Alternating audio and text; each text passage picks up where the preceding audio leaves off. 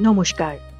শোনো বলি কানে কানে অডিও স্টোরিতে আমাদের আজকের কবিতা শরদিন্দু কর্মকারের লেখা কবিতা। কবিতা যদি হতাম আমি, থাকতাম তোমার খাতা জুড়ে।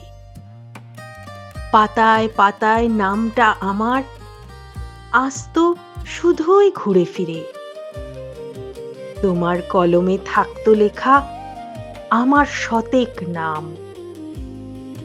কখনো ভাসতাম গভীর প্রেমে, কখনো বা অভিমান।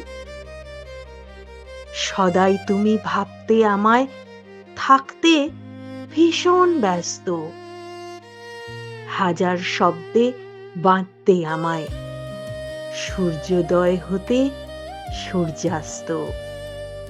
তোমার সাথে কবিতার খাতায় কাটাতাম বহু রাত। ক্ষতি কি বলো যদি না থাকে আজ তোমার হাতে হাত। শোনো বলি কানে কানে অডিও স্টোরিতে আপনারা এতক্ষণ শুনছিলেন শরদিন্দু কর্মকারের লেখা কবিতা। কবিতা পাঠে এবং অঙ্কনে ছিলেন আমি রীতা পাল চন্দ্র। ধন্যবাদ।